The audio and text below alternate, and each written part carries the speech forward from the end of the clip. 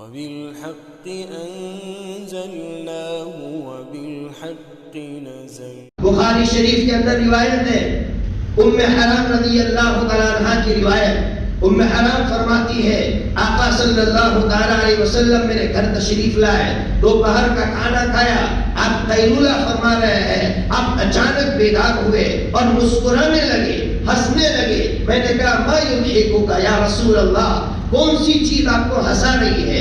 ام حرام رضی اللہ تعالیٰ عنہ سے نبی پاک صلی اللہ تعالیٰ علیہ وسلم نے فرمایا، اے ام حرام، میں نے ابھی خواب میں دیکھا کہ میری امت کے کچھ لوگ سمندر میں جس طرح بادشاہ تخت پر بیٹھ کر سفر کرتا ہے، بیٹھتا ہے تخت پر، اس طرح میری امت سمندر میں بیچ میں موجوں پر جو ہے سواری کرے گی اور سواری کر کے وہ فتح حاصل کرے گی. اس نے مجھے خوش کر دیا. تو ام حرام رضی اللہ تعالیٰ عنہ نے کہا اللہ کے رسول دعا کیجئے میرے لیے کہ اللہ مجھے اس میں شامل فرمائے. حضور نے دعا کی اللہ اور اس کو اس میں شامل فرما. واپس سو گئے، اب واپس مسکرا رہے ہیں.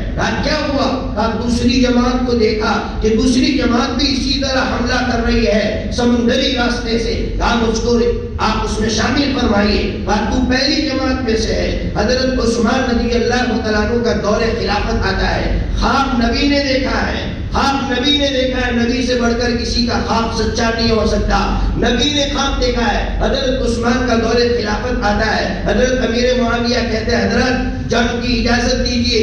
قبرص آج بھی یہ جگہ موجود ہے جس میں رشیا اور آج جو جنگ چل رہی ہے رشیا کی، وہ وہی جگہ ہے جہاں امیر معاویہ رضی اللہ تعالیٰ عنہ کا لشکر گیا تھا اور اس نے فتح حاصل کی تھی. ام حرام پہنچتی ہے، سمندر کراس کر کے خشکی پر گر جاتی ہے، یہ ہڈی ٹوٹ جاتی ہے، شہید ہو جاتی ہے. اس طرح میرے آقا کی دعا قبول ہوتی ہے. یہ ایک لشکر کا معاملہ مکمل ہوا.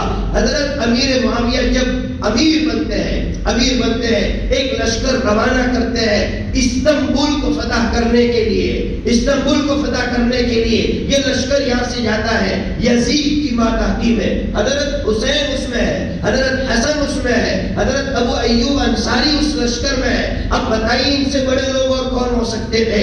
گئے وہاں قسطنطنیہ پر حملہ کیا، استنبول پر حملہ کیا، لیکن استنبول کو فتح نہیں کر سکے. میں جو سنانا چاہتا وہ پوائنٹ اب سنا رہا ہوں. 700 سال کے بعد محمد الفاتح 24 سال کے نوجوان نے استنبول کو فتح کیا اور ہمیں یہ پیغام دے کر گیا 700 سال پہلے کا خواب اب پورا ہو رہا ہے. اس لیے اگر ہم نے آج سے خواب دیکھنا شروع کیا اور کام کرنا شروع کیا تو یہ مت سمجھنا کہ 10 سال کے بعد رزلٹ قوم کا آئے گا. قومیں زندہ ہوگی اور زندہ ہونے کے لیے وقت چاہیے.